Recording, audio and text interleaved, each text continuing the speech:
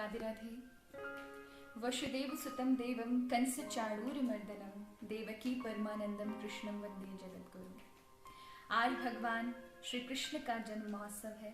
आप सभी हरि वैष्णव जनों को ढेर सारी शुभकामनाएं, मंगल कामनाएं। यूँ तो भगवान कृष्ण सबके लिए ही प्रेरणा स्रोत माने जाते हैं। हमारी वेखरी वाणी यानी हम जो भाषा का दैनिक जीवन में उपयोग करते हैं, चाहे विश्व भर की कितनी भी भाषा हो, उनको वेखरी एक श्रेणी आती है। 4 श्रेणी है। सबसे ऊपर है परावाणी, फिर पश्चंती, फिर मध्यमा और फिर सबसे नीचे है वेखरी।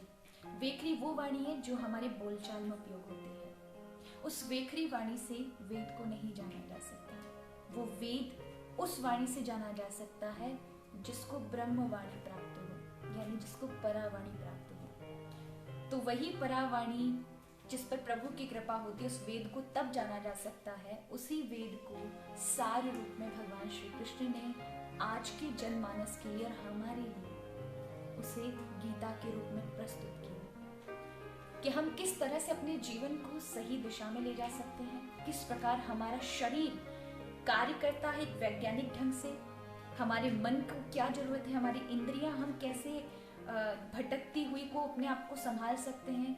जब हम किसी ऐसी परिस्थितियों में आकर खड़े हो जाएं जहां हमें कहीं कोई रास्ता नहीं दिख रहा है, तब हमें क्या करना चाहिए, ये हमें गीता बताती है। तो आज के युवाओं को भगवान श्री कृष्ण से बहुत कुछ सीखने को मिल सकता है।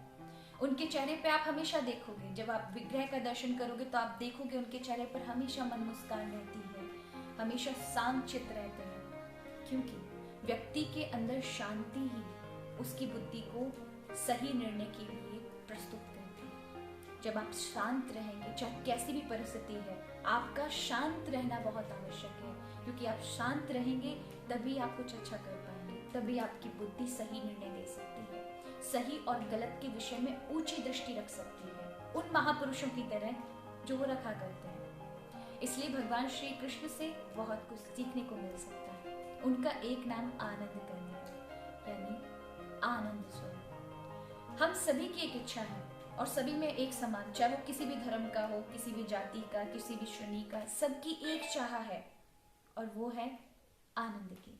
हम सभी आनंद चाहते हैं, यानी ऐसा सुख जो कभी खत्म ना हो।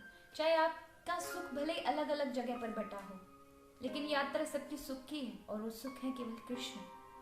वो हम ऐसा सुख नहीं चाहते कि आज सुख और कल वो हमसे छिन जाए। कोई भी नहीं चाहेगा। क्या आप चाहेंगे? बिल्कुल भी नहीं, क्योंकि वो सुख की तो चाह किसी को भी नहीं है जो टेम्पररी है, कुछ दिन के लिए और फिर दुख में ही डाल दे। हमें वो सुख चाहिए जो हमेशा बना रहे, और वो सुख केवल और केवल प्रभु में है, यानी हम सबकी एक ही खोज है, उस ईश्वर की। तो वही आनंद हम प्राय प्रतिदिन अनुभव भी करते हैं। जब हम नींद में होते हैं तो अगर हमें कोई गहरी नींद में हम सो रहे हो और अचानक से हमें कोई जगा दे कि तुम्हारा क्रिकेट आ रहा है चलो, तो आप डांट देंगे उसे, आप कहेंगे मुझे सोने दो, मुझे परेशान मत करो। अच्छा बता दीजिए, उस नींद में आपको किसने क्या दे दिया? क्या आपके पास कोई नौकरी है? क्या नींद में आपको कोई टेंशन थी, उसका सॉल्यूशन मिल गया? या कोई शादी होगी जिसकी आपको टेंशन थी? या कोई और भी कोई धन संपदा मिल गई? नहीं, कुछ नहीं मिला संसार का, लेकिन आप अपने आनंद में थे, जो आपका वास्तविक स्वरूप है। आपने उसको महसूस किया। इसलिए जब आप सुबह उठते तो आप कहते हैं मैं बहुत अच्छी नींद सोया, बहुत आनंद आया।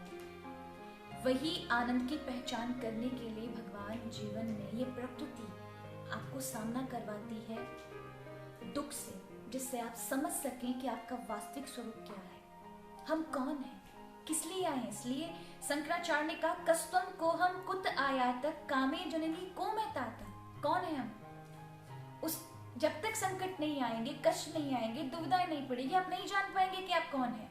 इसलिए ठीक उसी तरह से जो एक नन्हा सा बालक होता है, उसकी माँ उस बालक को बहुत सारे खिलौने दे देती है, वो उन खिलौनों में इतना मगन हो जाता है कि माँ को भूल जाता है। जब माँ देखती है कि तो खिलौनों में मगन हो गया, तब वो किसी के द्वारा उन खिलौनों को अलग हटवा देती है। जब खिलौने हट जाते तो बालक रोता है, माँ को पुकारता है, और माँ आती है जिम्मेदारी के साथ उसका भरण पोषण करती है। हम भी वही के वही हैं, हम भी भगवान की संतान है। भगवान ने भी संसार रूपी खिलौने हमारे सामने बिखेर दिए हैं, कोई धन का, कोई संपदा का, कोई प्रतिष्ठा का, कोई किसी का, कोई रिश्ते का, और हम बस उन्हीं में ही रम गए, भूल गए कि हमारी माँ कौन है, पिता कौन है, हमारा वास्तविक स्वरूप क्या है। और जब प्रभु उन भौतिक सामानों को हटा देते हैं एक भी, तो हमें तकलीफ होती है, हम रोते हैं, पुकारते हैं। और कई तो उस चीज को समझ जाते कि हम कौन हैं, तो अध्यात्म यात्रा वहां से आरंभ हो जाती है। जो नहीं समझ पाते वो जीवन भर रोते हैं और पछताते हैं। इसलिए वही आनंद स्वरूप जिनकी शरण में ही आनंद मिलता है वो कृष्ण है। इसलिए आज उनका जन्म महोत्सव है।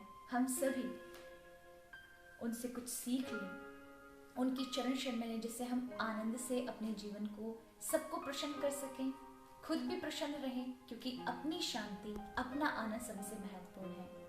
आज सभी को ढेर सारी शुभकामनाएं, मंगल कामनाएं।